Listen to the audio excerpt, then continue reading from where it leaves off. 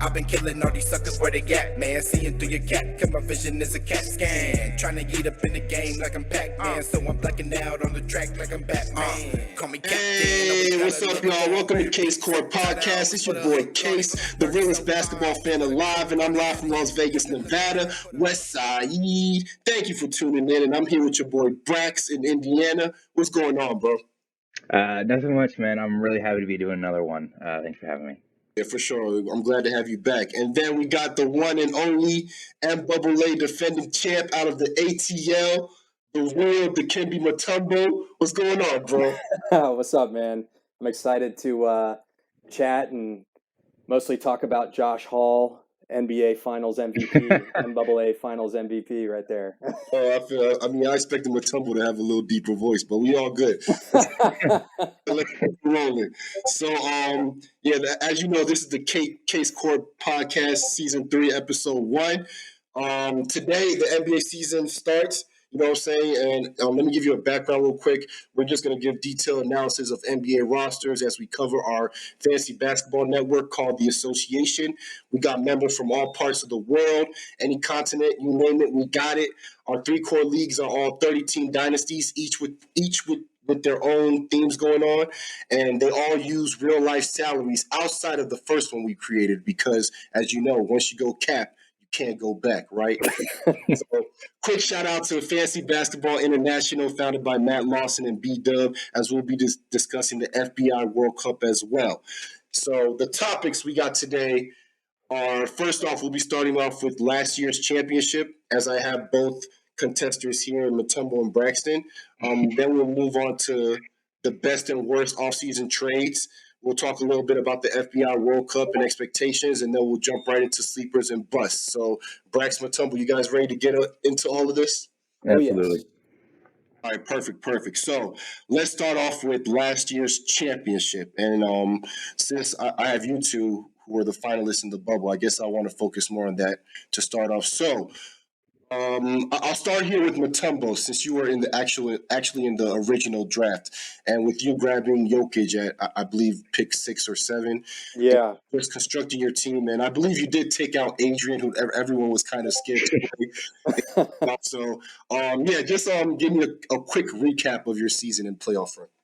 yeah. I mean, I feel like I got pretty lucky with the Joker dropping to me. And then, through the draft, I think, if I remember correctly, I think my second pick was Markkanen, and then maybe Miles Bridges. I remember all that. And then maybe Kobe White.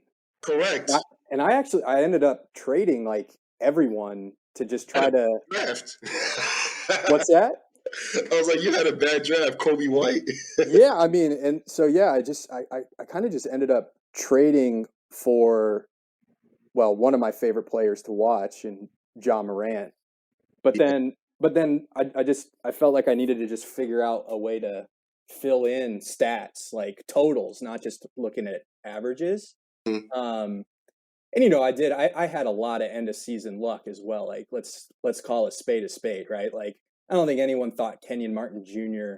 was going to play how he played at the end of the year. Even Campazzo, who I traded for, no one really knew he was, no one predicted Morris would get hurt and he would play. And, even my all-time favorite player, Josh Hall on the Thunder, got some good run in the end there. So like, I don't know, it was kind of a combination of trading and then really just end of the year luck with some of the young guys. But anytime you got Jokic, like you got a shot. And I think that's what we saw, right? Yeah. The value you got out of that definitely put you ahead of the curve, I would say.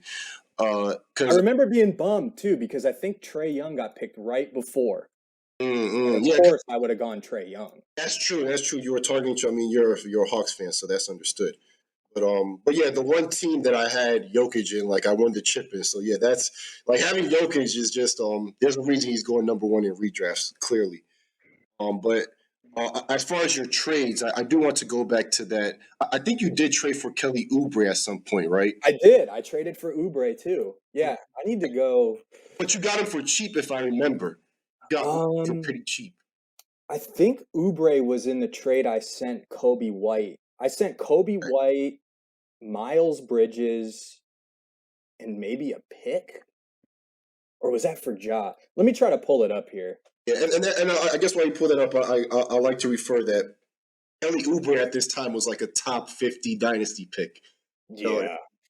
So just interesting to see how value fluctuates that quick. Like Lauri Markkanen, you got him in the second round, and I thought that was a steal, honestly. Like, I mean, getting him around pick 50 because the previous year he was going in the first round. So that's interesting to see. And I guess while you're looking at Brax, I guess we can go over to you because you had a different story to get to the finals. You weren't in the original draft.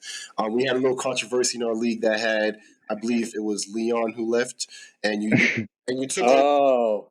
and you took over his team that had all these draft picks, and they had like the top 3 picks. I think they had LaMelo, Andrews, and Anthony Edwards, and Wiseman, if I'm correct. And you turned that into a win now team and ended up in the finals. So did you want to give a quick recap of your season? So that's actually incorrect. It didn't really have any top end assets. It had Donovan Mitchell, Brandon Ingram was on that team, Schroeder was on that team, and then there was like maybe like one extra first. I remember Isaiah Stewart was on that team as well. It didn't like have any top end assets, and I was something I was really proud of. Well, first off, let me start. I regret not joining originally when the startup happened. as you I should. was a little bit intimidated by the salary, I guess, because I had never done it before, and I don't know, I just didn't seem like something for me at the time. And then I kind of regretted it a little bit. And then I was approached and said that there could be potentially a spot opening, and that whatever. And I was like, I'll do whatever it takes. Just tell me who to send the money to, and I'll join. So I did. But yeah, like I was. Go ahead. Sorry. But that's not your fault because when we started that league, that was in the middle of the pandemic, and we were kind of waiting on what happened with the court. So the Right. just kind of popped up as, oh, this is a sister league we could create. And so yeah, continue. Yes, there was no. That's actually. I think you're thinking of a different team. It didn't have like those first few picks. Let me think. I remember trading like Brandon Ingram and just some other, just like not, just something else for like Sabonis. And then I got Damian Lillard or something with like Donovan Mitchell, like Mitchell plus Schroeder or something like that. And then I really turned that team just a completely different direction. Last year I had Sabonis for about a week and a half, and then I traded for LaMelo Ball. Maybe I'd say it was literally the night before he had that first triple double, and after he had that first triple double, people were like, okay, he's here and he's ready to break out. But yeah, and it was a team I was very confident in. I didn't know if I necessarily had championship aspirations, just because I was not upset, but I didn't feel as good as I could have, just because I didn't pick the team originally. Usually, the strategy that team had, which was no strategy, I guess, is not something I usually go for. I usually do like a punt threes or punt free throw or something like that. And yeah, I mean, as the season progressed, I felt more and more confident in the team, especially as LaMelo began to turn it up, and then I got bombarded with some injuries with LaMelo, which I thought was season ending. I remember exactly where I was when that news broke about his wrist. I literally was at the game, his last game before that. I went to Charlotte on some big trip, and we stopped and we went to go see them play the Raptors. And LaMelo popped off that game. They won by like 40, obviously. And people are like, yeah, I remember where I was when I heard that Hank Aaron broke the home run record, and yeah, exactly. I know where I was when I did this. Braxton's like, when LaMelo Ball rookie year hurt his Dude, hand. you gotta understand, man. I'm obsessed with the Hornets and everything Hornets, and I was still on the trip. Like I wasn't in Charlotte. I was somewhere like on a different leg of the trip, but I was in my hotel room and I was watching. They were playing the Lakers, and it was like literally the night after, or like the 2 nights after or something, and saw him get hurt, and I'm like, that's not good. And then when I got back from, like, the night I got back from my trip, is when that news broke. And it did not feel very good, because this was the most excited I had been in a Hornets team in a really long time. So yeah, anyways, he ended up coming back. It was, everybody knows what happened. I kind of had a cupcake schedule through the playoffs, and not cupcake as in the teams I was facing were bad, but they're a little bit bitten with the injury bug as well. I had Gordon Hayward out. I was missing some key guys, and I was able to progress all the way to I think LaMelo was out up until the finals too. And I was able to progress to the finals, and then, in the finals, we all know what happened. I mean, there was a little bit of a tie there at the end, and I want to say something regarding this. I think it was blown a little bit out of proportion. I wasn't like upset about the tie. I just thought of how funny it was. I remember bringing up earlier, like 3 weeks earlier in the playoffs, like saying, like, looking at that rule for whatever reason. I think it was because Elton had a matchup where he was going to potentially tie. And I remember looking at that rule, because the rule was head-to-head matchup and not highest seed. And I'm all for highest seed. And I remember looking at that and being like, this is not good. Like, you don't want this to decide a championship, in my opinion. And I just thought it was so funny that, who else would it work against, Well, news to me, because you definitely see Right. that. I feel like there was more. I was upset, not necessarily with how it happened, just upset at the fact that it did happen. And I feel like there were some people, like, kind of like egging me on my behalf, Probably being me. like, yeah, Probably Braxton me. is so mad. He's like, I can't. This is a huge controversy, and it's like, well, no. I mean, I knew what the rule was. We had a whole discussion about it 3 weeks before, I but probably egged you on a bit. right, exactly. I remember that night of, I had messaged you, or like right as it happened, because I couldn't watch. It was like who was playing? I think the Suns had a game or something, and it was the last game. And Campaign Oh, that was needed awesome. like 2 assists or something That was awesome. for me to win. He needed like 2 assists, and he Josh Hall was going, He and I had scored the Campaign. shit out of the ball. Yeah, Campaign. 26 points or something. But 0 he assists. didn't pass it. No assists. I mean, that's his role. And he got and normally he wouldn't get in a ton of run last year either, and they ended up playing him for like 26 minutes because the Suns couldn't score. So I had to turn off the game halfway through. I left. I went to go get food because I couldn't watch. Because I can't believe I was this stressed out about it. I don't think I've been stressed out about fantasy ever as I was that night. So Man, I think Sindarius Thornwell and Josh Hall just put the final dagger into Brax. Yep. Who are both out of the league now. Yep, that's right. So That's interesting. I did want to talk about how Mutombo alluded to him potentially being lucky. I mean, I think there's a lot of sleeper value in those bench players that people aren't paying attention to, especially for sure in the league size that we have, because there's a lot of guys that, like, I see on other teams, they're like, okay, you're probably just stashing him because you're rebuilding, but they're going to have great value towards the end of the season. So it's interesting to see how that could kind of pan out on certain teams. Because I think I was looking at Brax's team as well, and I saw like a couple, like 1 or 2 of those guys where it's like, okay, nobody will grab these guys in redraft like in the beginning of the season, but they have great value right now.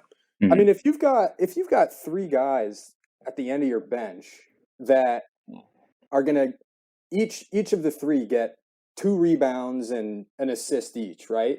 I mean, it doesn't seem like a lot, but if you're slotting them in these days that your studs are off, every little bit of that adds up. Yeah, to like 8 rebounds. Exactly. So yeah, no, I agree, and that's I always want people that are going to play at the end of my bench. Like, and if they get in and they've got a chance to grab a rebound or,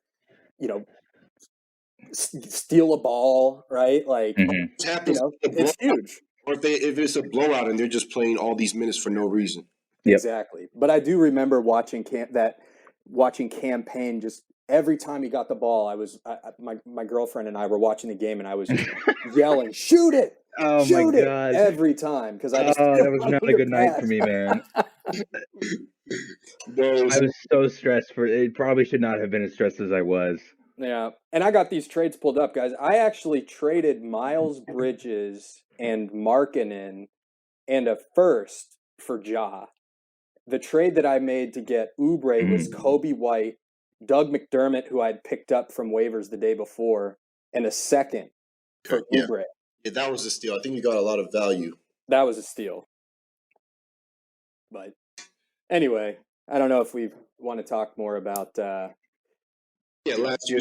my joy and Braxton's misery, but it's interesting to to hear the two perspectives of what went down. The last thing I will say is that I didn't have a cupcake walk. I really thought every single week it really could have gone either way. I think I played Mr. Black, who has an awesome team, and I think I was like super close to going out the first round. And then 905 had an awesome team. I think we both had a couple injuries.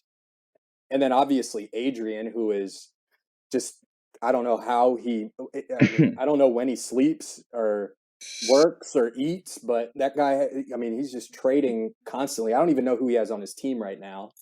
Just all of the good players. He has 6 top 30 guys. Does he really? Wow. I think so. Well, we'll see. Hopefully I'm on the other side of the bracket than him this year then. Yeah, but I guess I did want to touch up on the court finals, I guess, and even though none of them are here right now, but before I jump into that, I did notice that Brax recording is picking up waves, and like both of ours aren't. So I'm going to pause it real quick and make sure that it's been recording what we're doing, and we'll continue. Okay. All right, we're back, and I wanted to jump here into the court. Talk about what happened there in the championship. I would like to start off with saluting to Zeed and his masterclass that he put on as far as how to tank a team. I don't have his team directly right in front of me right now, but I do remember him with the Bam, Ingram, and Zion trio. Michael Porter Jr. Oh, yeah, Michael Porter Jr. That was a sleeper in that first inaugural draft that we had. So, but yeah, he tanked with those 4. And then it's funny because he tanked and he didn't even really get to use that draft pick. And he still turned out to win the championship. So I think Brax might have some good insight on what Z did. Do you have any comments on? Yeah, I mean, I've said this since for a while now. I was just such a fan of what Z did in the build that he's made. I mean, you look at like you had said, he didn't even get to use a Kongwu last year, and I think he drafted him 5th overall. He got some bad lottery luck, but it just all of his other players were so overpowering and overwhelming in the cats that they needed to be that he was able just to almost cakewalk to the finals. I mean, it's just once he got going, and once they got going in the playoffs, I didn't think there's anybody that was gonna be able to stop him. So yeah, definitely. That was a great job of it's a great job of rebuilding because of I guess building that team, because when it comes to cat leagues, it's extremely hard to build a team off of young players because you don't know what they do yet. Right. Also, something I wanted to add about that is, I mean, you look at some of the tanking teams sometimes, or not some specific, but just some people who tank in general. They just like hoard, young players with no general direction, and maybe at some point they want to trade them for better assets, but like it feels like some people get stuck in purgatory where it's like you're constantly 3 years away. 2-3 years away because somebody turned 26, let's trade them. It's like, well, no, you need to have players who can play. So, I think the key to that is making sure that when you're rebuilding, you're grabbing guys that that you truly believe in, to a point where it's like when they start getting good and everyone's asking for them, you're kind of like, no, I saw this coming. You're not just selling them off for more draft picks. Yeah. I agree. Yeah, like the thing about Zeed's young guys is he picked young guys that could do at least one or two things really well, right? Not young guys that don't really do anything well, but you think they've got a ton of potential. And I think that like if you can pick, you know, folks that are going to just get in there and do, you know, get like I was saying before, right? Get a couple assists, get a couple of these, Yep. get a couple of that. You know, it's all going to add up, and it's even harder in the court because we only start 5 guys. So you can kind of take I don't know, maybe some bigger swings at the end because you know that you're probably not going to have to play some of them, but that's the thing. He got guys that he could slot in, and you know they could wind up with 5 boards or 5 assists in a game. And that's a good point of as far as Z grabbing guys that can do that, you know what they do, or I don't want to say you know what they do, but they do a particular thing very well. So like I think a good an example I might bring up, and this guy isn't in the convo with any of these guys we mentioned before, but like Kuzma and his rookie year, right? He Yep. stinks. So like, and I know, like I wasn't a bandwagon at all, but I do understand why so many people liked him. And if you played category leagues, and let's say you were punting either rebounds or assists, like he was okay because he gave you something that you really needed, which is points. You know, so I think that was a great point of, I guess, highlighting that, you know, draft players, you do want to draft guys that you know, that you have an idea, okay, he's going to be great at this at least. I could kind of fit him into the team. So, and as far as the court goes, I did also want to do a quick shout out to JB because he made the finals as well. Yeah. He did take out the juggernaut Justin, you know, who's been flapping his mouth, running his mouth. But it's crazy how it's funny how the league constantly reminds him, like, hey, you haven't won anything yet, you know. So you know, he's actually kind of turned into this little villain of the league where everyone's kind of like, okay, we know your team is good, but you're just talking and talking, you know, make something happen. No, it's great though. I love the energy. Yeah, I love it. And it's interesting, like from my perspective, it's interesting to see JB's team go to the finals because outside of Embiid, I pretty much had that team. You know, so Yeah. but that's the issue is I didn't have an Embiid, and I realized with that core, if you don't get block shots, you're not going to be able to win. And you know, I tried hard to kind of get blocks here and there, and I just couldn't. I just gave up on that team and said I'll just rebuild. So I'm just happy to see JB to move on after he felt bad when the pandemic hit after that trade. So good to see him make the finals. So salute to JB. For sure. What's it looking like this year coming up? Who's looking like the favorite in the court? Do you even Wasn't know? it Adrian? Too wide open? Is he in that league too? My lord. Yeah. Bro, Adrian's the one with all the, like, he got Anthony Davis for cheap and all that. Of course he did. Yeah, I remember I gave him Siakam. Nice. Yeah, no, I was kidding. I know he's in that league. I just don't know what players he's got in which leagues anymore. Yeah, I try to just ignore his team until I'm like facing him. So if I don't look at it, you know, it doesn't exist in my mind. Okay. Well, I'm about to read through it and make it exist. All right. So Okay. Shea Gildress, right? You got Damian Lillard, you got Paul George, Jeremy Grant, Clint Capella, Drew Holiday. how do you guys let this happen? Dennis Schroeder, Will Barton, and this is 30 teams. Unbelievable. That's pretty unbelievable. I don't think I mentioned Drummond yet or Kobe White. Like those are like his throwaway players, Drummond and Kobe White. Mm-hmm. So yeah, that'll be. Adrian does it again. I'll just end it like that. Yep. Congrats, Adrian. Great trades. And that this does transition into our next topic, which was best offseason teams and trades or whatever. So I think it's pretty clear the best offseason team and trades is probably going to be Adrian every single year. So there you go. You get the cake again. But I'd like to shout out to Joy. Oh yeah. And the way he cashed in on his original tank. Hell of a turnaround. Yeah, hell of a turn. Let me pull up his. I mean, do you guys have anything else to add about Joy while I pull up his lineup here? I I just want think to it's add. Go ahead. yeah. Go Sorry. ahead, Brax.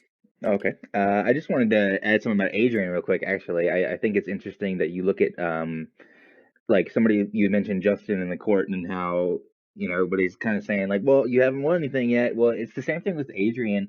I think the main difference there is that he doesn't, you know, he acts very humble, Right. and that he acts like he's not good. When he's just he'll throw he'll tie a rope around somebody and then yank him over the bridge or whatever. And My theory is he's just superstitious. I think he just doesn't want to put into the universe that exactly. he's gonna win because I think he's superstitious. To me, I think he's just using that as trade leverage. Exactly. Yeah. It's more about because, like, I would say me, like, I don't do a lot of trades, but when I do trade, I do look at Adrian to go, okay, I know he's going to be willing to do a trade, and he's not just going to circle me around with low balls like I'm a dumbass. You know what I'm saying? Yeah. So I think there's just a certain skill that he has with that. And I think it translates outside of fantasy basketball as just a people person skill. Mm-hmm. He's just taking advantage. So, do your thing. Like, I ain't mad at it. If I was saying anything, his activity only helps the league. So, so that I guess that leaves. Let's go back to what we were saying about Joy, because I have his team pulled up here, and he has his lineup here is Shea Gildress, James Harden, Giannunobi, Porter, Vucevic. And then he has a lot of peripheral players like Caruso, Campazzo, Craig, Crowder, Trey Murphy, Tillman, and Harrell. So this isn't a team that you're scared to play, but you look at this team and you're like, okay, this should be a top 3 to 5 team. Mm-hmm. It's very impressive to pull that off coming off of the strategy he took during the draft. So I think it was interesting that he tanked essentially for James Harden at this point. I think he kind of lucked out that there was somebody really high on Jalen Suggs and they able to move him for Paul George. And essentially Paul George was, I know there was other pieces in the Paul George and James Harden trade, but it was essentially Paul George for James Harden straight up. So, he turned 4th overall into James Harden, which I think is really commendable. Definitely. I'm behind you on that. Mutombo, do you have any comments on Joy? No, I think that it's impressive what he did. It's pretty cool to see too. Like gathering a bunch of assets that he knows that people care about, which are picks, which I still don't quite understand why people care so much about them. But I don't using have the patience. those, huh? I don't have the patience.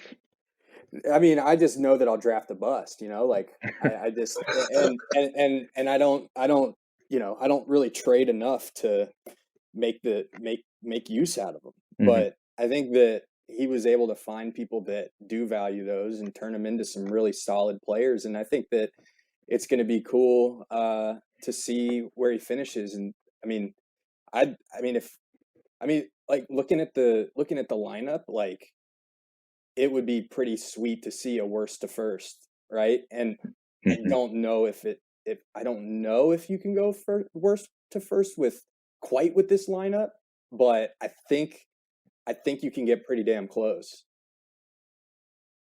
Yeah, I'd have to agree with that.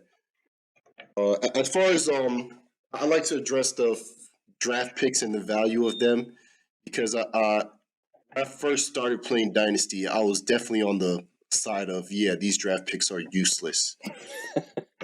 But I guess when you join a league that you feel like has potential to really run for a long run, like it actually increases the value of those draft picks, if that makes sense. Right? Absolutely. You actually, because Brax said you don't have the patience, but if you know the league is going to be around and you're going to be a member of it just because of the people in it, then you don't mind waiting another season or two, to wait to see if your team can develop into something.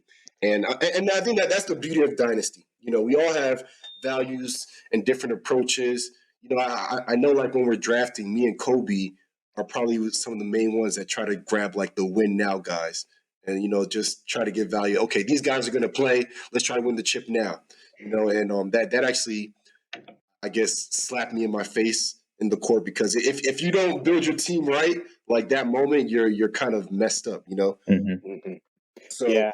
I would like to say, as far as the draft pick values, when the fact that some people might go with the tanking, like if everyone is trying to win, the one or two teams that are going with the tanking value, they win, if that makes sense. So it's interesting to kind of just watch where the league is going, and then you try to draw value out of where, okay, not many people are doing this, so let me get my value out of here. You know what I'm saying? So and then when you add on the salaries onto the settings and whatnot, like that adds even more value to these draft picks. So, like Joy just said, put on the block Xavier Tillman, right? If there's no salaries, I would not even be looking at Xavier Tillman. But since he's only 1.7 million, and there's potential to have injuries, and he might have a stretch of where he's starting and all this other stuff, so it just makes it a more interesting player, So that's how I see draft picks, and how they could gain value. I think you definitely have to make it a salary league to at least gain some value in those draft picks. So, but that was, I guess, the best trade section. Let's move on to the worst trades, I guess. This anything involving, if you're on the field with Adrian, who consider that as a bad trade, and obviously because of you discussed earlier.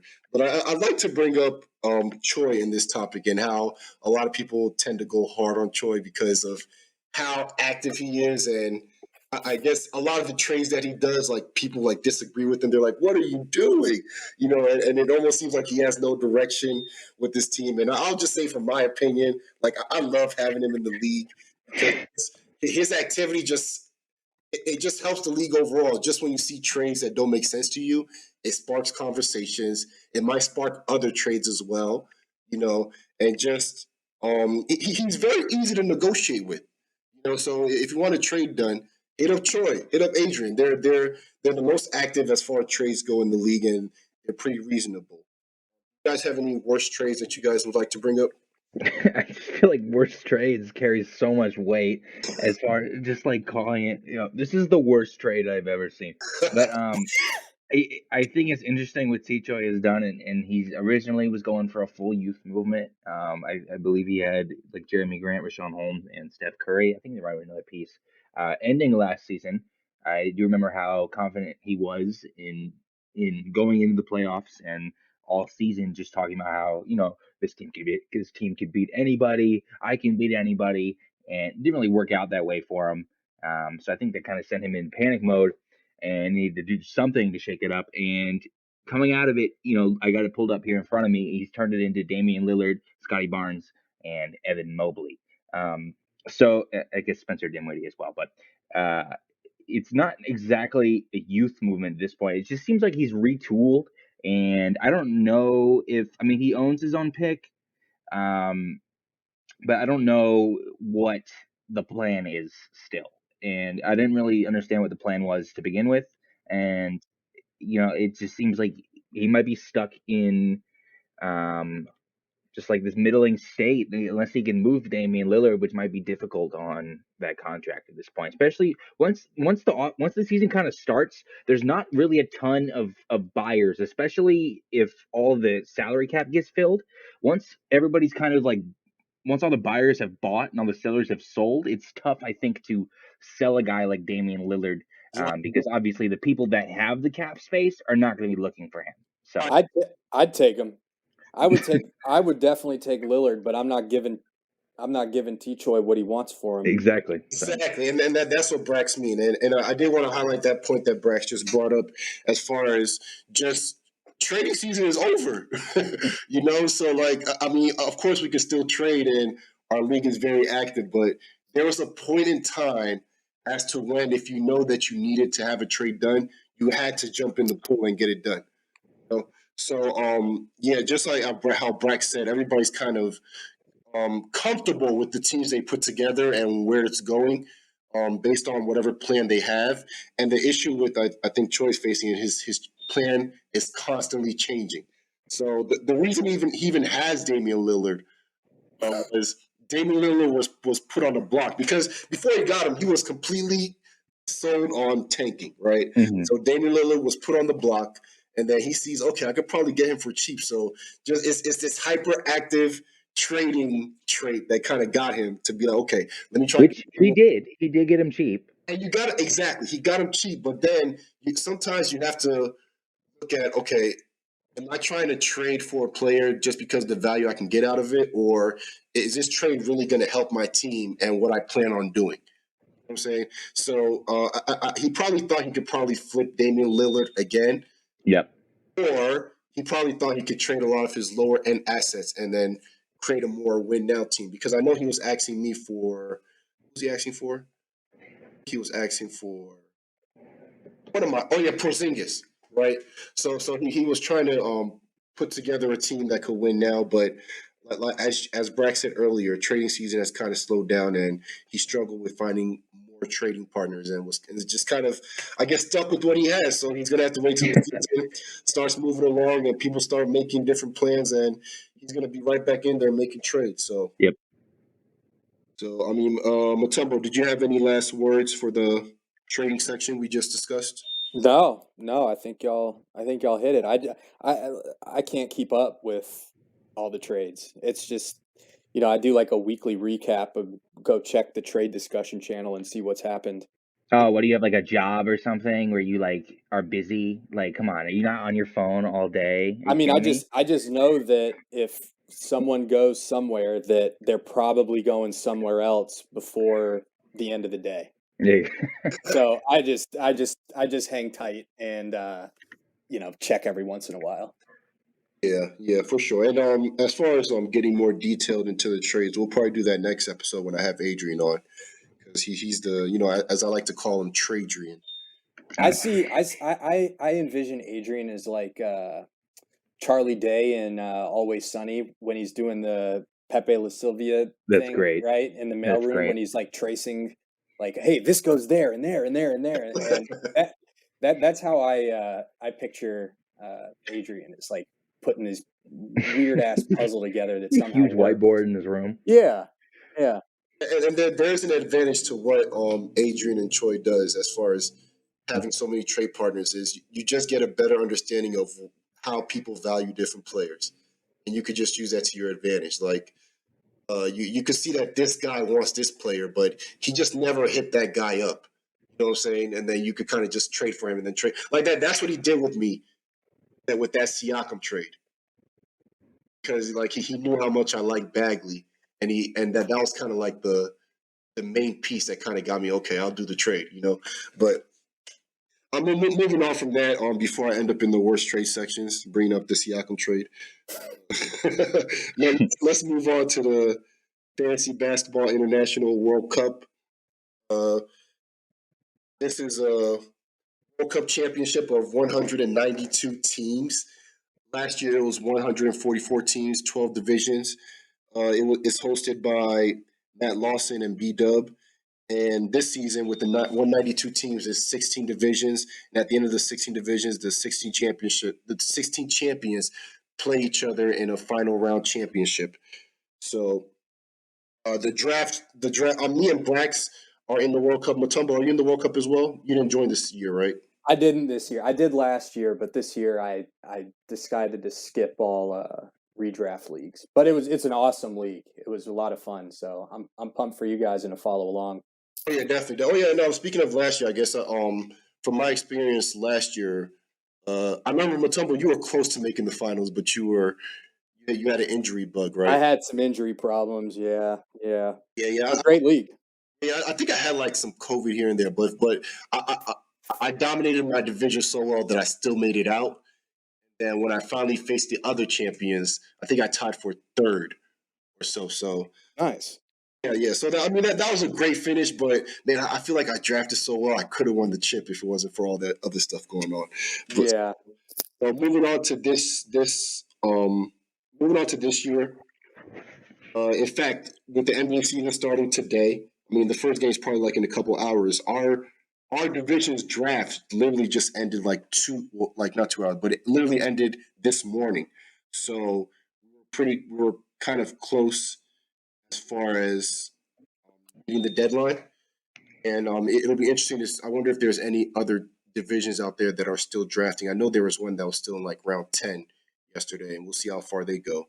But it's interesting. Maybe they could use this as a lesson to be like, okay, maybe we could start these drafts a lot earlier, or maybe not a lot earlier, but like maybe a week earlier than they did.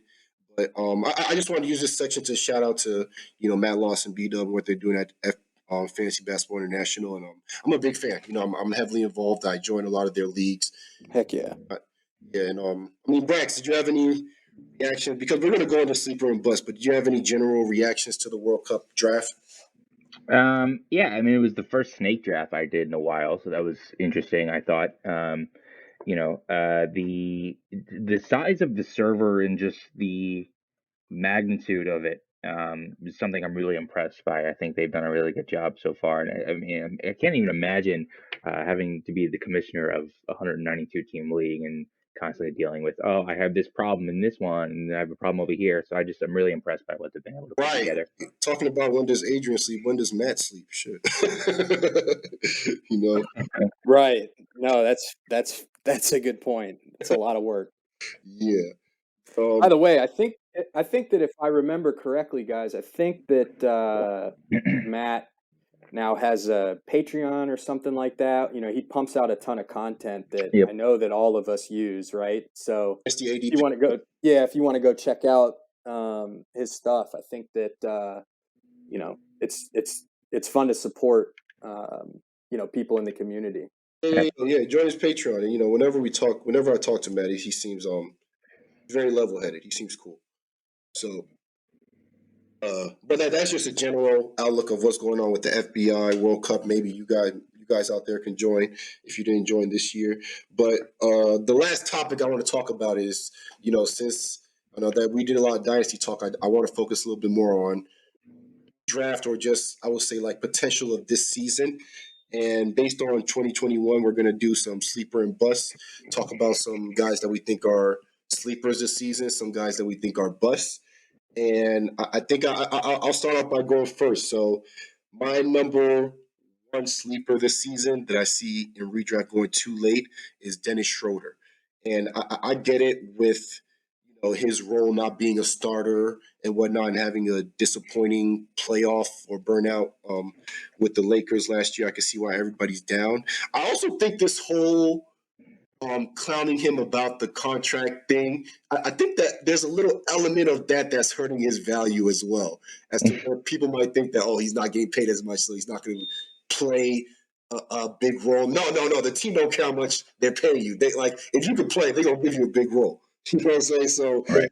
So looking at Dennis Schroeder and his history, he gave you value when he was in OKC as a backup. So looking at Celtics and their point guard deficiencies, I know Marcus Smart he's a good fill-in, but I mean, he's not the same as Dennis Schroeder on offense. So I think Schroeder could kind of be like a healthy Kemba that they didn't have.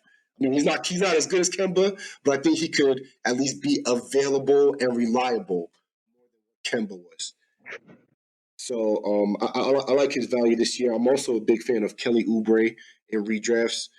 I think I've seen in some drafts he's not even being drafted. So I think that could be a steal, just considering injuries always looming over Gordon Hayward's head. Case, just keep naming players on my team in the bubble, man. I feel you. I got you. Keep it going. I got you. Pump that trade value, baby. I got you. And we'll talk about bust after this. So those are my two main sleepers going into 2021. Brax, let's move on to you.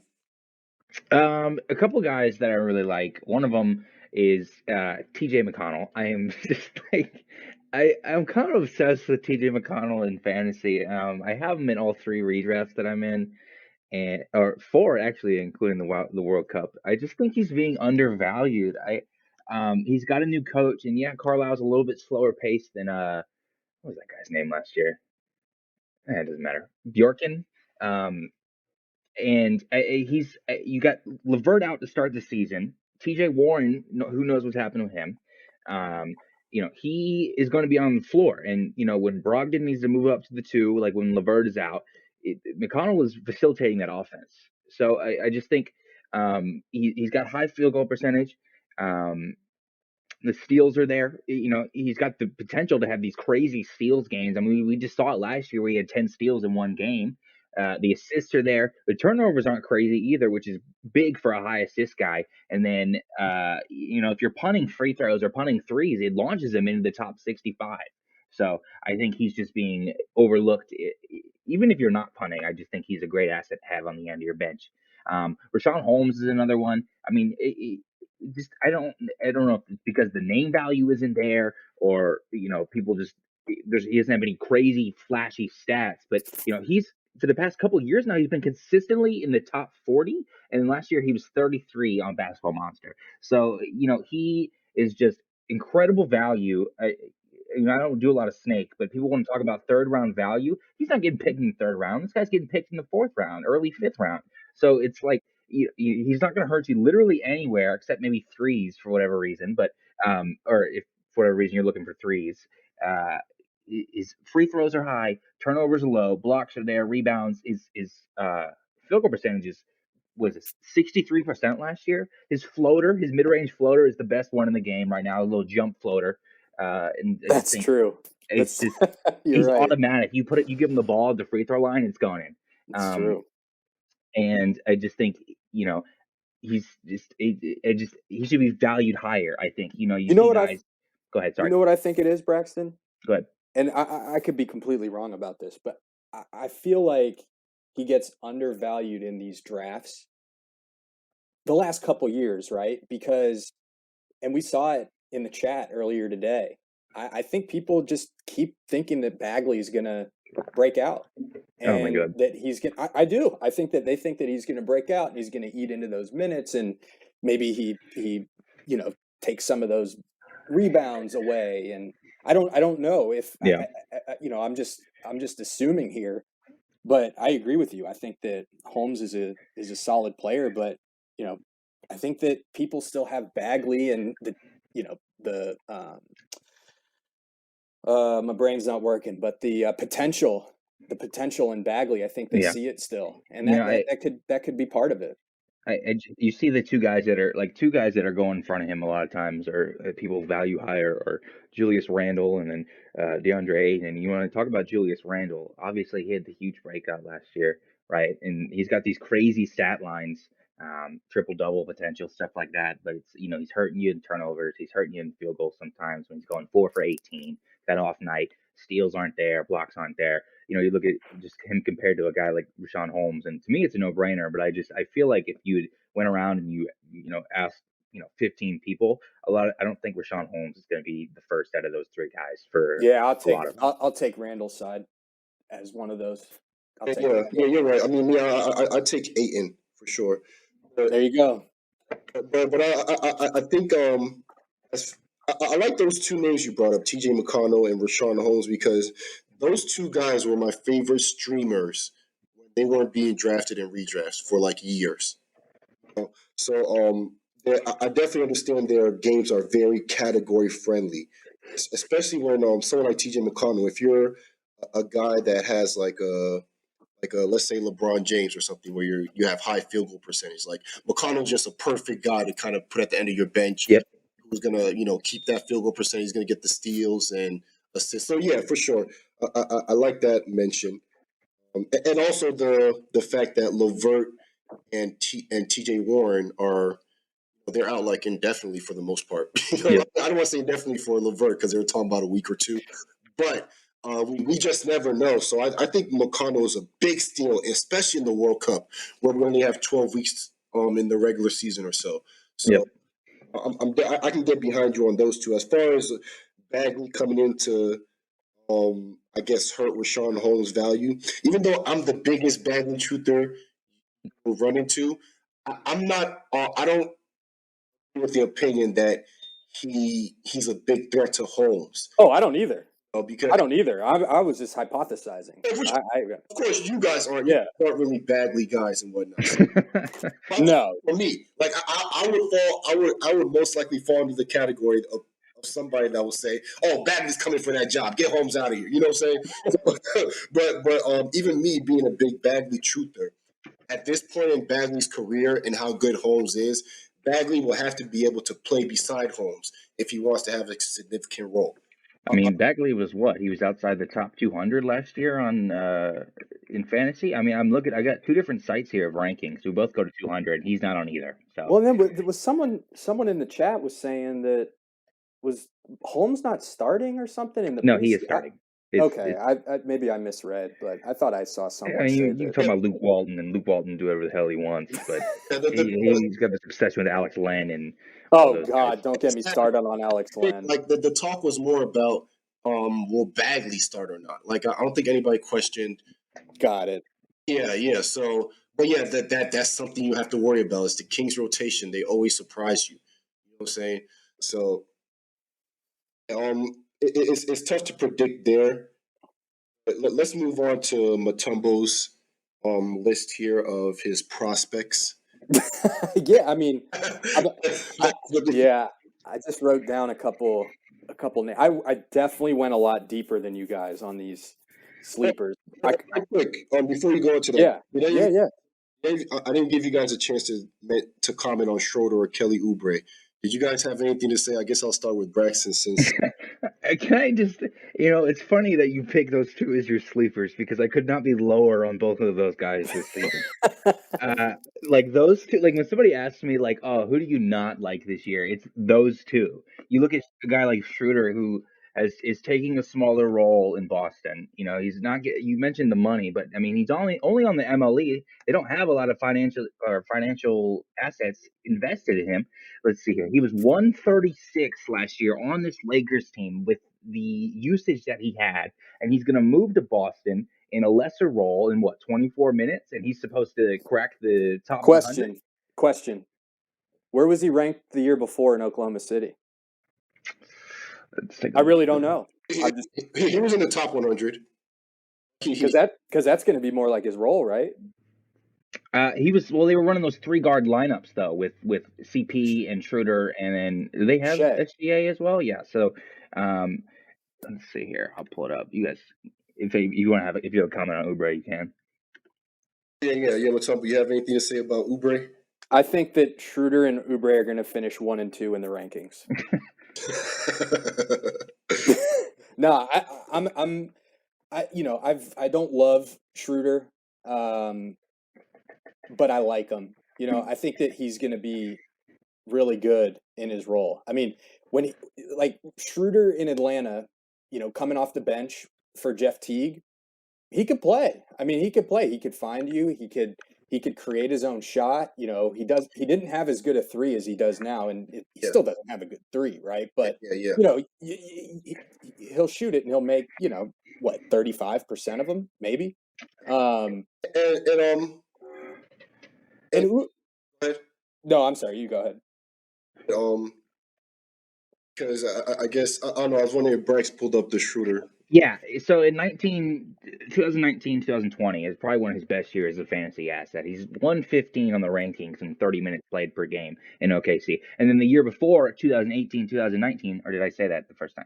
1920 was the first one. This one's 18-19. He's 183 in 29 minutes per game, also on OKC. So I just don't see. I mean, he's one of those guys where you compare him like a guy like John Morant, where it's points and assists, right? But he's not doing a lot of anything else.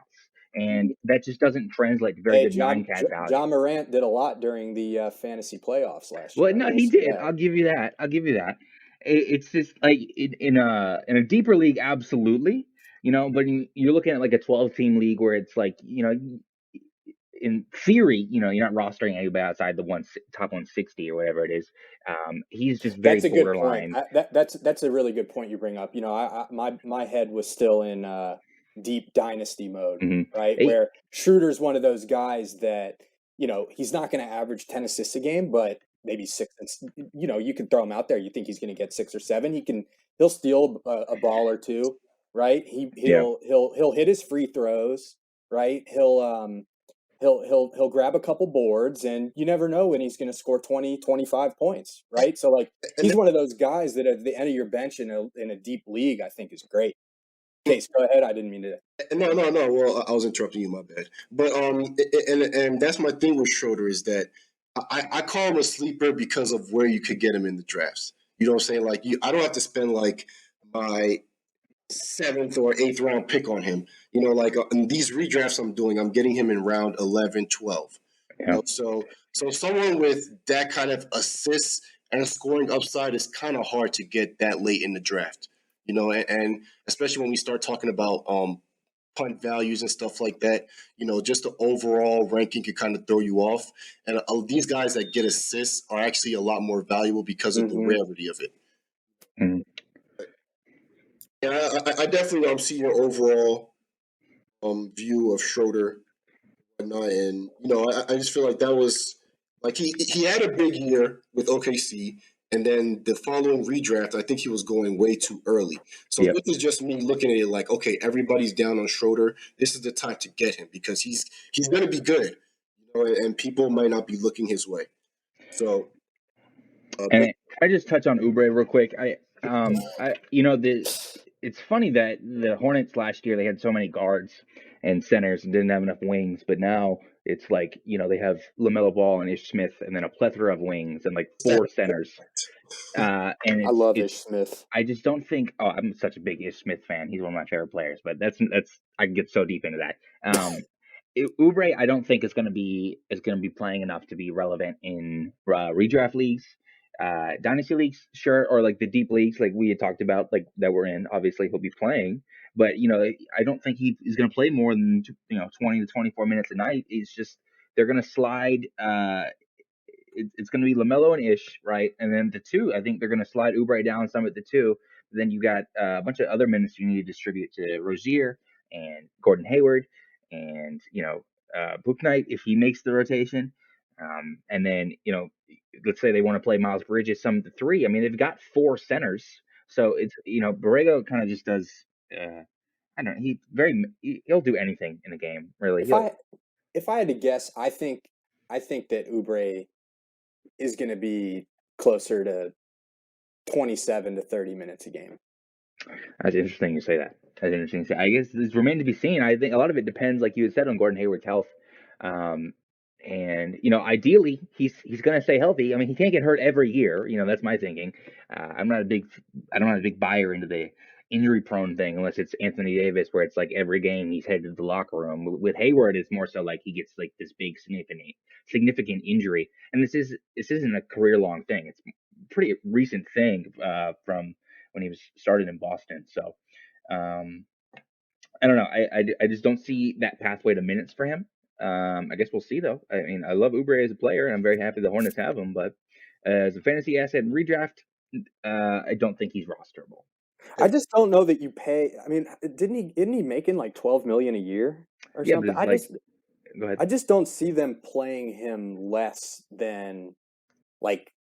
I mean, what the guys that are going to cut into his minutes are what? Jalen McDaniels and Cody Martin, right? Like, I just don't see.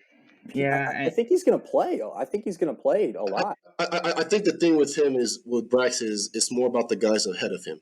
So like even if you go to the bench, the first guy you're looking at the bench is probably Miles Bridges. No, right? I think Bridges is going to start. Yeah, he's going to. Okay. Well, I think Oubre.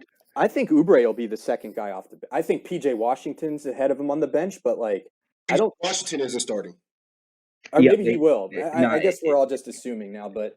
And that's the thing. We have to get the starting lineup straight here because PJ Washington isn't going to start at center, right? It'll be Plumlee. Yep. What they've been saying is they're going to go LaMelo, Rozier, Hayward, Bridges, Plumlee, and then with Oubre and then obviously I think Ish Smith and LaMelo are going to divide. I don't think Terry's going to play any point guard. So that leaves, Terry's he's going to play like 32 minutes. They just gave him that huge contract. And then Hayward, they're going to put out on the floor for like 30 minutes. So not a ton there for Oubre.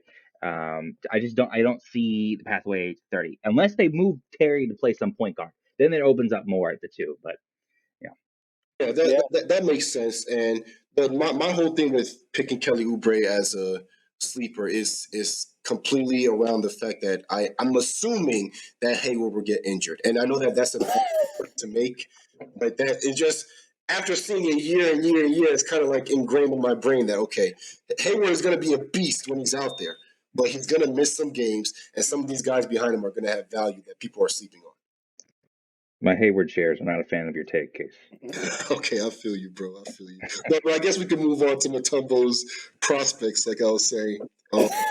Yeah, I didn't follow the rules of the exercise. I guess I just, I just kind of picked some guys that I thought were interesting going into the year. I don't know if they're going to be great. I don't know if they're going to suck. Just like people I'm super intrigued by.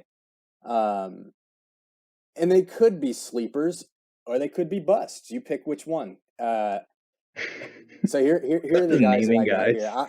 I think, what was that? You're just naming, throwing names out. You decide which one is which. All right. Maybe I'll deem one way or the other, but okay. I think that I'm really interested to see what happens with Anthony Simons in Portland this year and Nas Little in Portland this year. I think I just feel like Simons is, he's got he can shoot the hell out of the ball, right? But like for some reason it seems like, I don't know, they never play him enough. Because they can't. Because there's always people in front of him, right? And he doesn't pass the ball like you need to for him to really be a ball handler, right? So I think that maybe they try something where he plays more too. I really don't know. And then Nas Little, go heels, but I'm curious to see if they'll try to get him in there more. I think he had COVID problems. I think he had a concussion that he was dealing with, and I think he's got a lot of talent. I mean, he's a super athletic dude. But with they signed Larry Nance, so who knows what they signed Larry Nance and Tony Snell, and they've got all sorts of wings there. So Nas Little is someone that could maybe play 20 something and 20 something a night, or not play at all. So those two guys in Portland. And then I had to give a shout out, my man Ranger. Let's address. Braxton, do you have anything to say about? Yeah, my bad. I was just flying. You're good, man. I'm here to keep things in check. Go ahead, Brax. Do you have anything to say about those two? Yeah, I mean, with Simons, I remember when they had taken him, it was always a long-term thing. And he's still young. He's still young. He's like 22, 23, 22 right now?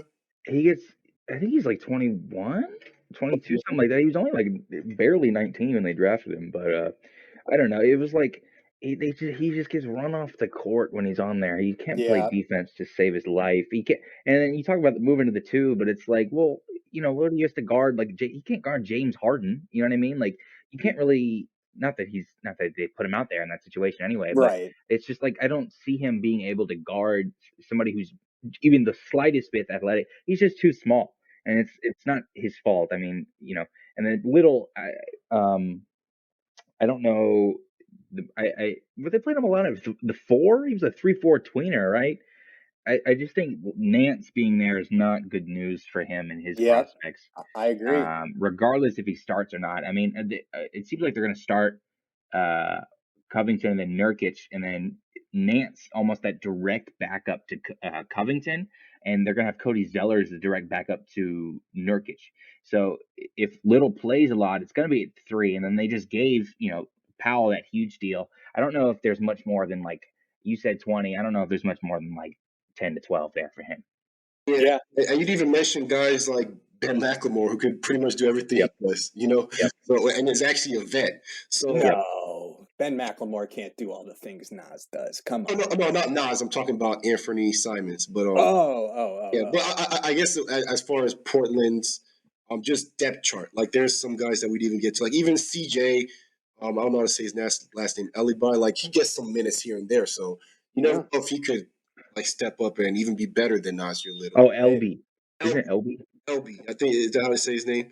CJ and LB. Okay, we'll go by that. Hey, see that? That's why those two guys were the first on my I'm interested to see what's going to happen list. We have no idea. And CJ just got his new nickname, LBJ. LBJ.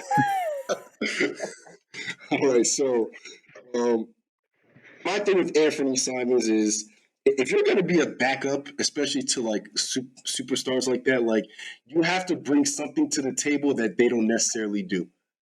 And I don't think Anthony Simons does that as far as like everything Simons can do. Like you could even force rotations where it's like you're using Nurkic almost like Jokic because Nurkic is a pretty good passer.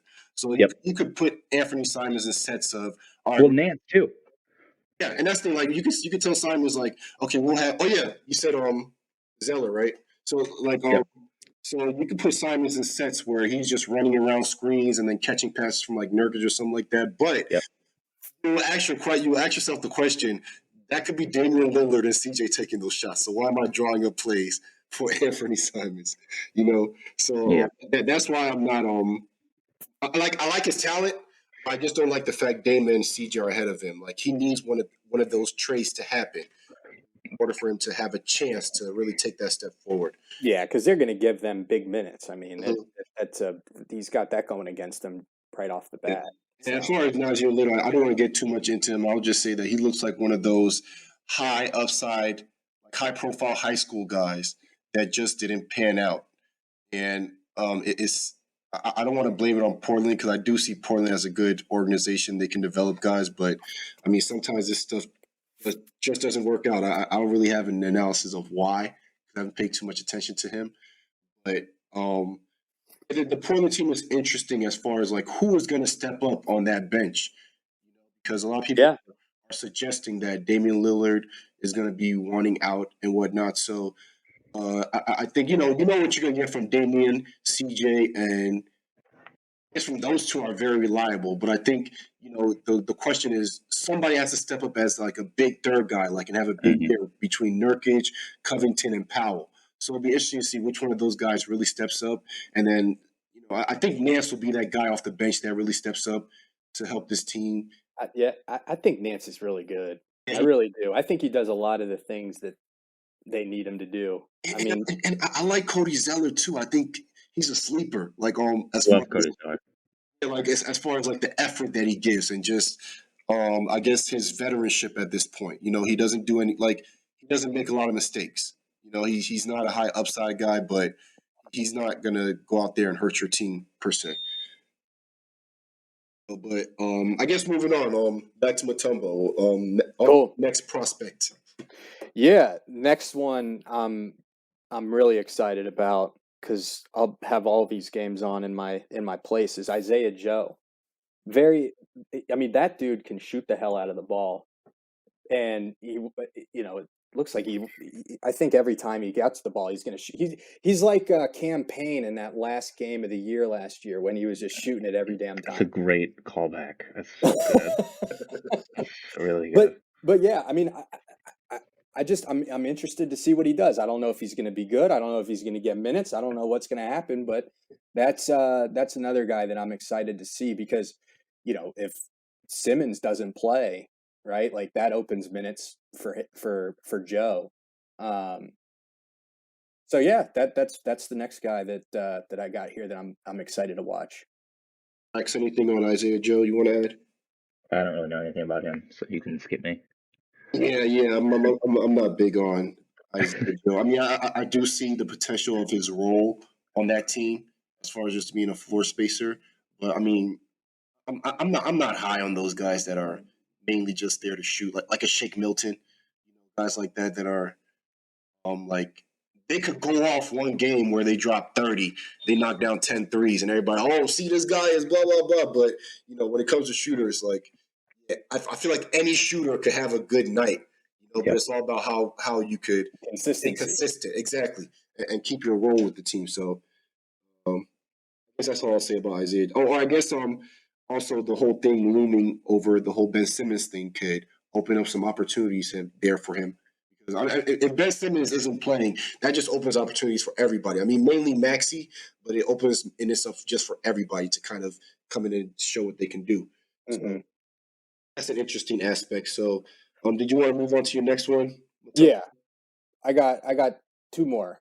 Not going to be a good start to the year, it looks like, for this guy, but I think we're all probably pretty intrigued by him. Chuma Okeke. I'm excited to see. I wish that he wasn't out, but I don't know. I think he's good, and I think that he would be starting for Orlando if he wasn't hurt. Maybe I'm wrong and just not been following enough, but I think he's really talented, and so that's I guess we need to see if he's going to be healthy or not. But yeah, I've been looking forward during the offseason to watching him on the Magic. He's got that profile that you look for in a lot of the 3-and-D wings. I mean, he plays some 4, but he's like the Robert Covington light, essentially, where it's like, he can shoot it and he can he can steal it and he can block it and he can't do much else. But it's like, well, how much more do you need? He plays his role and he can do it well. So right, and he has such an interesting story from the whole ACL tear that he suffered in college, and seeing his him still being able to get drafted. I think he was like the last pick in the lottery. I think he was 15th. Okay, yeah. So for him to still get that draft stock after tearing his ACL just shows of his potential alone. Mm-hmm. So now that we finally saw, it wasn't a healthy season, but the tail end of last season, we kind of saw him healthy and out there and clear to play. Like, it shows us like he's definitely a candidate as those guys that we're looking for to really put the league on notice. I wanted to add something else about him real quick. That initial year when he got drafted, he didn't actually sign his rookie deal. He sat out the whole year and didn't get paid. So this is actually his only second year in the league. He had last year, and he's banged up a little bit last year, but it seems like he's been around a little bit around longer, just because he was drafted 3 years ago. But this is his second year on his contract. So and then he's coming into this season with the hip injury, so that's something to watch out. Right. Yep. Yeah. Exactly. And we'll move on to, which last prospect did you want to bring up, Mutombo? I got one more that. Well, I got a couple more that I could bring up, so we could. Because I'm looking at Balmero, Kyrie Lewis. Like, those are the two that I'm looking at. Balmero. Yeah, I think that I'm also not a huge Nickeil Alexander-Walker fan. So I'm interested to see if Kira shows a little something. And then the last one on my list, and I understand I went way deeper with this than I probably should have, but I call it every year, but maybe Frank Jackson season? Could we see Cade Cunningham just got ruled out for tomorrow, so. Let's go, Jalen Green! Oh, did he? Yeah. Yep. Oh, breaking news. I feel like Frank Jackson off the bench just shooting the crap out of the ball. I mean, the dude can score. I know. Kase loves him because he's a dookie. But it's so funny seeing you root for Frank Jackson. I love Frank Jackson. I don't know what it is. It might be the hair. It might be that he keeps getting cut. I don't know, but I love watching him play. I just he flies around the court, gets his shots up, and doesn't do much of anything else. But he's one of the worst passers in the league. He is literally just off the bench smoke. Like, that's what he is, and I just want to see what happens. He signed a deal. He signed a 3-year deal, I think. Yeah, I think he's going to stick this time. I think my man Joy likes Frank as well. For sure. I mean, that's enough Frank Jackson. I'd rather move on to Kyrie Lewis. Like, he's more of a guy that I liked in that 2020 draft. And he was the fastest in that draft. I think it was pretty clear. He was the fastest in that draft. And this actually someone I wanted Phoenix to draft instead of drafting. Who they draft? Was it Jalen Smith? Yeah, Jalen Smith. This is who I wanted Phoenix to draft because of what their point guard situation has been the past decade. You know what I'm saying? Like, they started this decade off with having 3 point guards in Isaiah Thomas, Dragic, and Bledsoe. And they But last decade. We're in a new decade now. So well, that's what I mean. That's what I mean in the beginning. Oh, okay. So in the beginning, they had those 3, and they go from that to having nothing and forcing Booker to run point guard for like 3 years. You know what I'm saying? And then I just thought Kyrie Lewis was a great mate to start learning behind Chris Paul. And Something about Lewis this year, I think, is you haven't really heard a lot about him.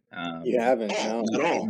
The trade for Devontae Graham, where they traded a first to the Hornets to essentially pay market value on Devontae Graham, I thought was a little bit interesting on their part. Obviously they had lost Lonzo Ball and they wanted to fill that hole. And then they went out and got Satoransky, who can play some two, but he's not good enough off ball to be a two. Ideally, you want him in a bench role as like a floor general type. I don't know. I just feel like he's still going to be third on that depth chart. Yeah. I don't know how much run he actually sees when this was supposed to, I feel like the plan was once Lonzo left, oh, here comes Lewis. But it's like, it doesn't feel like Got Graham. Yep. And he's still, in all fairness, he's still super young. I think he's still only 20. Yeah, he is. And this is just Pelicans behavior, because if you remember last season, we were like, okay, Jackson Hayes season, then they get Steven Adams, So right. This is just something that they do. And, it could be the reason why they're always stuck in mediocre, not developing your players. Yeah, I don't think it's ever going to be Jackson Hayes' season, to be honest with you. I don't think that's hey, with the Zion injury, you never know. yeah, have him run some floor, huh? You never know. But because Jonas is there now, right? Yeah. With Jonas, it's not going to be Jackson Hayes' season for sure because Jonas is there, but I can see his role increasing if they put Jonas back into the kind of role that they had in Toronto. When he went to Memphis, they didn't want to play him. Yeah, it's like when he went to Memphis was almost like, okay, we're trying to build a culture here. We want our guys to get into playoffs, so we're going to use you. You know what I'm saying? So I don't know if Pelicans have the same approach, or I would say the same culture to kind of chase a playoff spot as diligently as Grizzlies did. Yeah. But I guess those are Mutombo's sleepers for the most part. Bolmero is my last one. I know that Ranger likes Bolmero a lot. He can pass it really well. But again, these are all deep guys, not none of these guys are probably getting drafted in your 12 team redrafts. But there's 20 and 30 team. I haven't seen a 30 team redraft, but I've seen 20 team. So I guess we can run through the bust real quick. My bust for redraft this year is LaMelo. First off, because he's going in his second round. That's the only reason he's a bust. Like, he's not a bust in real life. Like, I love the guy's game. He's fun to watch. But I just think the value in second round I think there's a lot of potential that's being baked into his value there. And I think there's other players, more reliable players that you can get there in the second round as far as having to reach for LaMelo Ball.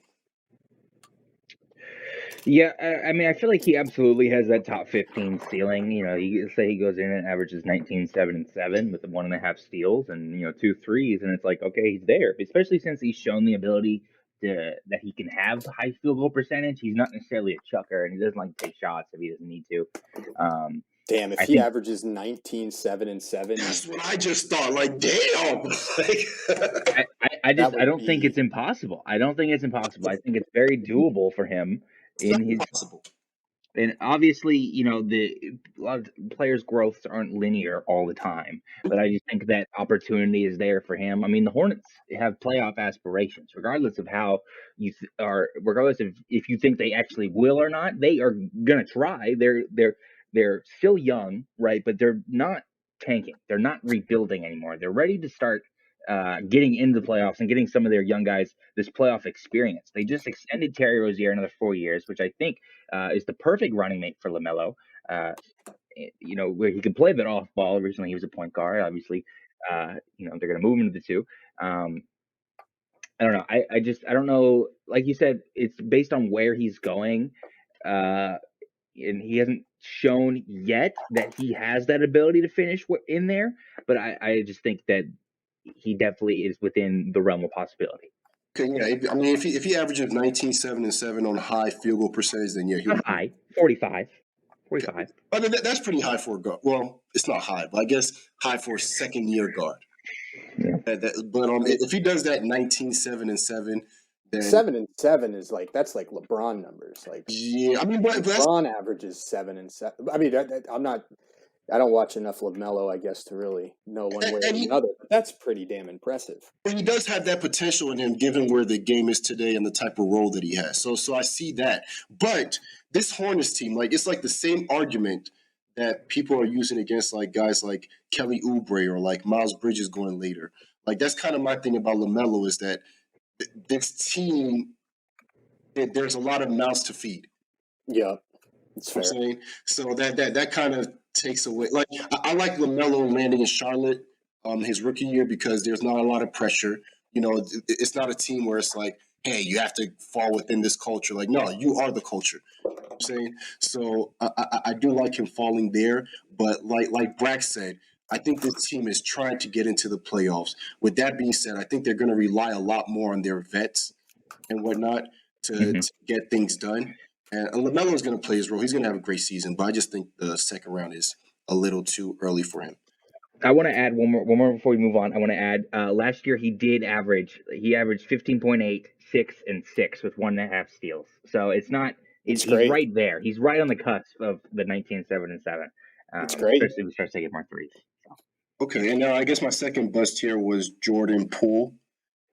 and I just don't get why he's going so early in redrafts. Like I get he's like the number one candidate right now, as I've seen, as far as the most improved player.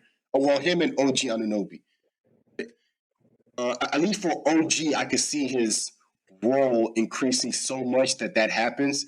Whereas Jordan Poole is like, okay, his role increases, but by how much really? And on top of that, what does he provide for you as far as categories? Like I know, like if his improvement shows me, okay, he's going to be scoring and he's going to be making more threes, and it might be efficient. You know what I'm saying? But as far as the other counting stats, I kind of question his ability to fill those in.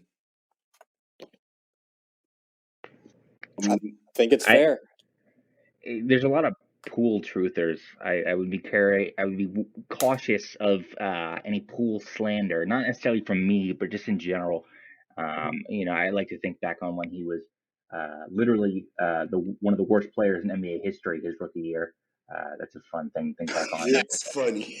Yeah, I think that I've said a bunch of times in the chat that I think he stinks, which I also think that I'm going to eat my words. I already said that earlier today. I think that I'm going to end up being completely wrong about him, which is great.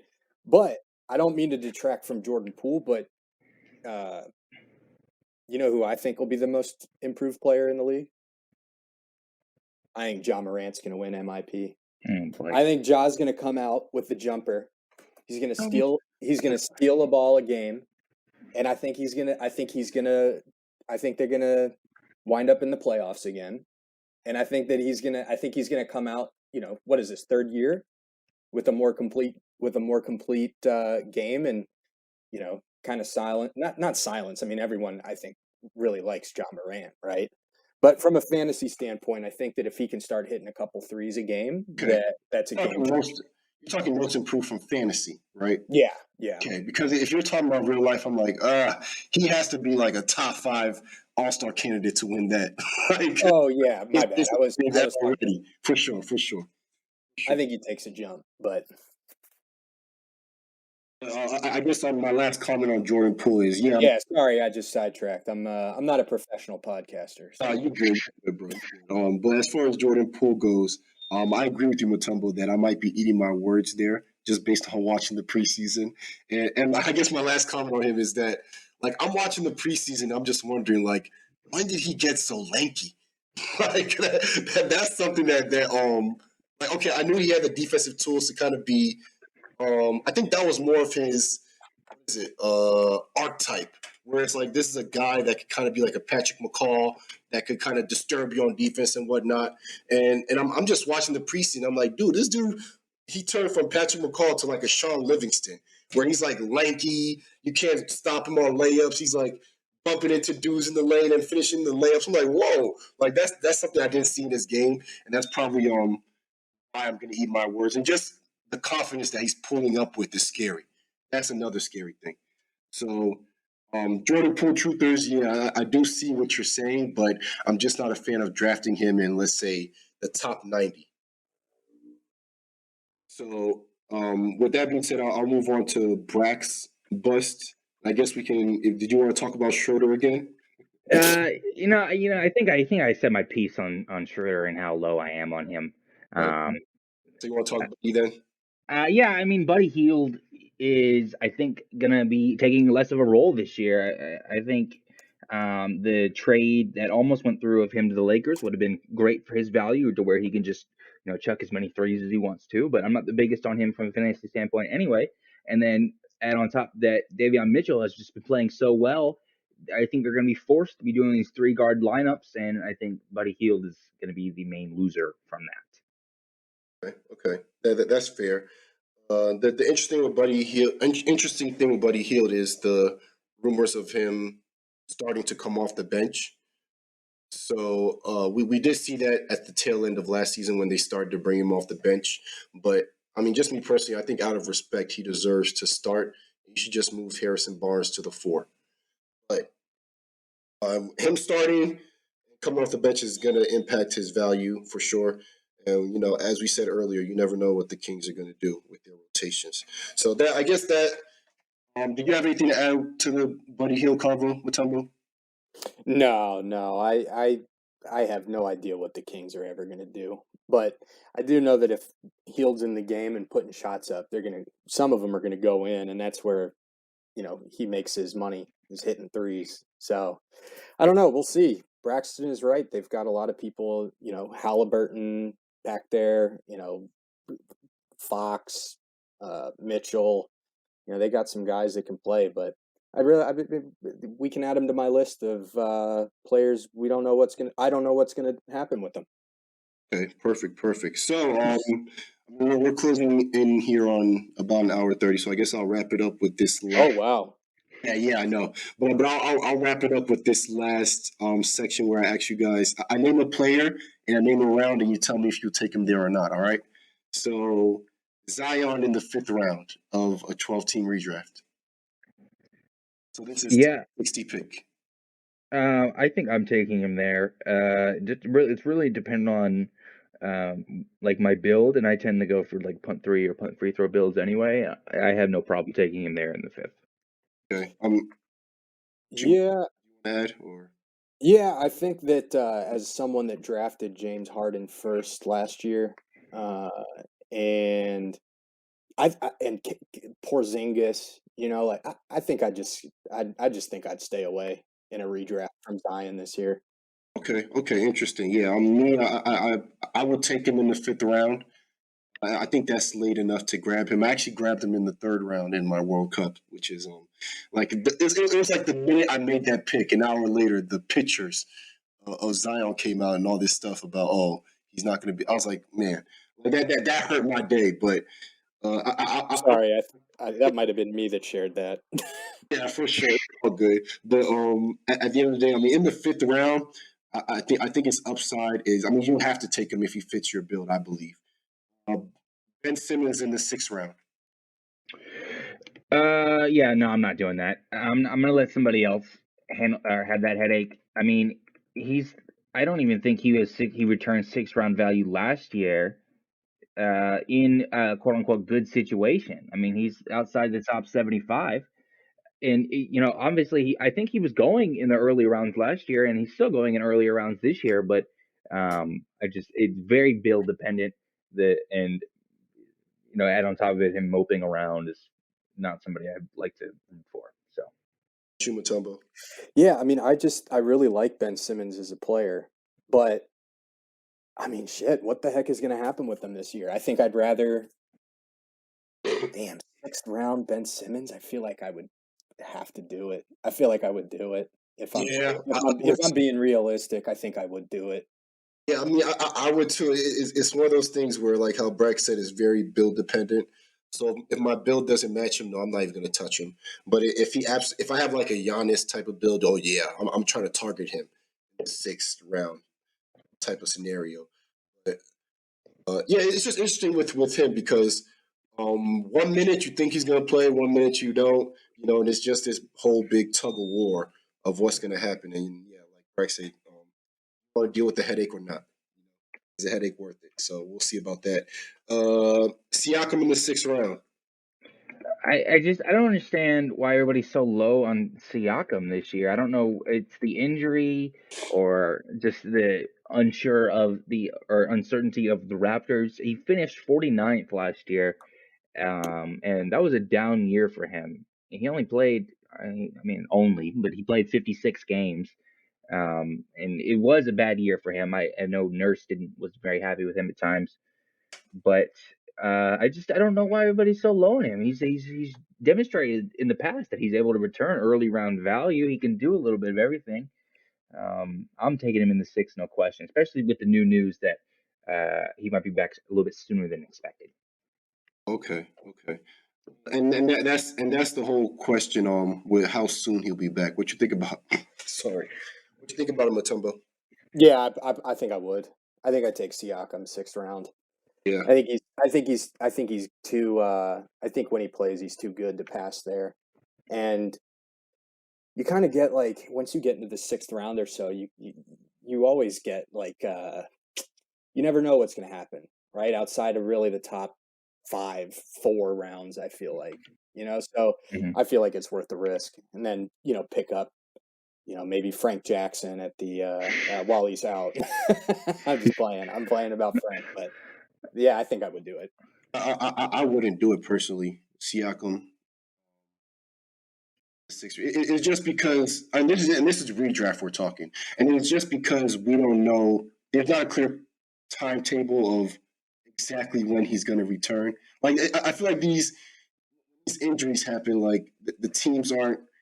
They like to leave a lot of things to chance, and not really give a solid timetable. So I'm seeing a lot of that going on, and it turns me off a lot of players unless they're talking like a week or two, and they should be back. And usually that turns into a month or two. You know what I'm saying? So I mean, if with Siakam. And who just said, with the whole talk about OG Anunoby stepping up and be turning into this most improved player, who knows? He might come in and take Siakam's role. And Siakam's over here playing the 3-and-D guy. No, it's interesting because I wasn't expecting you to say that. When you said you took Zion in the 3rd, because it seems very similar to me. Mm-hmm. And that's the thing. The thing with me is, it's Zion. It's Zion, when he comes back, he's the star. And I know. And he went to Duke. Well, okay, you can look at that. But I'm looking at more. Zion is the star. It's the Pelicans. They're desperate for him to perform. You see what I'm saying? So if he comes out, he can't be shit. Siakam can come out for Toronto, and Toronto can say, oh, no, OG's our guy now. Like this, Siakam can be our number 2 or number 3 guy. And no one will even blink. You know what I'm saying? So I think that's more the thing I'm considering is how much each team is invested in each player. And although the offense or system seems to revolve around Siakam the past few years, they don't have to fully commit to that. It's just something that worked for Siakam in the time being. I mean, it's not like they were winning last year, So it's just one of those things that Siakam, I think, has other elements. And also, another thing that's not being mentioned about Siakam is like trade rumors. Like, weren't Warriors interested in trading for Siakam at some point? Yeah. So if Siakam takes a long time to return, you never know. Raptors might be fed up and just trade him to the Warriors or something. So that'd be cool. Send Wiggins to Wiggins to his where he's from. Yeah, is Wiggins from Toronto? Yeah, he's from Toronto. Yeah, he's from Toronto, and that's one of the things. I just think there's a lot more question marks. Like there's already question marks around Siakam before the injury. If there was no injury, I would have took him in like the 3rd round or so. Right, I get that one, but adding the injury on top of that, not knowing when he's going to come back, on top of these other question marks that we had already, I'm kind of out on it, honestly, based on if I have to pay 6th round draft capital for him. But that's just me. And I guess the last one I would say is Kyrie Irving. What round would you take him in, Brax? I would let somebody else do it. Somebody else would take him by the time that it would get to a point where I would. I don't even know. I mean, I've seen a lot of people say, "Oh, he is going to get vaccinated," but it's like, Oh, really? yeah. I mean, you look at the talking heads, and they're all like, "Oh, yeah, it's not about when, or sorry, it's not about if, but it's when." Like we all know he's gonna get vaccinated. Well, what the hell is he waiting for then? I mean, the season starts today. He's missing. I don't think he's going to. I don't think he's going to. And especially since if he was going to, I think he would have by now. I don't think he would have. I don't think he's going to miss half the season and be like, you know what, I actually want to play. I'll get vaccinated and then get it. So, I don't know. I'm not touching him. Okay, what about you, Mutombo? Are you? Yeah, it's a no. No, not touching Kyrie. Okay, I'm one of those that I'm not saying I'm one of those that believe that he will get vaccinated eventually. So I'm willing to take him. Like, here's the thing: it's hard to pick a round that I'll take him in redraft. But as you see, Braxton, I got him in the auction draft. Yeah, I remember you saw. I think you tried in both, right? Huh? Yeah, well, no, I tried in both, and I only got him in one. I think I got him for like $8. Yeah, right? And that's why, like, I'm willing to see. Oh, that's a steal, right there. Is that a redraft or is that a? It's redraft auction with a $200 budget. Oh yeah, $8 for Kyrie is worth the risk, I think. Yeah, for sure. So it's hard to see what round. I think if I'm in like 6th, 7th round, I might take the shot, honestly, because I think that what happened with Kyrie was he planned on playing being unvaccinated. What happened was just the news of him not being able to play just came too close to the season. So now, right now, he's just going through this whole reassessment thing. Right. Oh, sorry. of man, like, I have to be vaccinated for my team to be there. And I don't think Kyrie is as selfish as people like to paint him. I think he's actually more of a people person than people may think. But I mean that's another convo. That's kind of going off the rails a bit. Yeah, but, I truly believe Kyrie Irving. I think he probably is a good person. I mean, you see all the stuff he's done in his personal life, and even. I mean, I think Kyrie's the one that he even wears the what's the hat he wears that's talking about I believe Native American fund or something. Like I should know that, but I don't. Is it Paper Planes? Is that them? No. What's it? Is it Paper Planes? I think I've seen him wearing a Paper Planes hat. Is that? Yeah, I mean, I feel like Kyrie's one of those guys, like, he wants badly to be. I think he wants to be a good person, and I think he does try to be, and I think that he does do a lot of good. But I think that I think he kind of gets in his own way sometimes, is what happens, and he's got to be, unless he's one of those people you and everyone knows them, right? If it's not their idea, it's not a good idea, right? But if it's their idea and it's the same thing that someone said 2 weeks before, but they weren't the one that said it, all of a sudden it is. He reminds me of like someone like that. Okay. But yeah, we'll see. Okay. Yeah, no, that's interesting take on Kyrie. Is anybody else have anything to add, or? It looks like we're coming here. What is it now? We're 37 now. So I guess to wrap this up, I'll wrap this up now. So I'll say this is all opinions, not facts. Anything you disagree with, leave us a comment, send a message. Always willing to debate and see other perspectives. Next episode, I'll be bringing on other members to discuss our new March Madness League and point league strategies. I know Braxton is throwing up over there, and other transgressions. And so I guess with that being said, thank you for listening to Kase Court Podcast. It's the realest basketball fan alive. Case with your boys Brax and Mutombo, and we out. I've been killing all these suckers where they at, man. See a cat, cause my vision is a cat scan. Trying to get up in the game like I'm Pac-Man. So I'm blacking out on the track like I'm Batman. Call me captain, always gotta look for him. Beat so tight, I almost put a hook on it. Verse so far, I almost put a cook on it. Had this shit jumping, looking like I put a foot on it.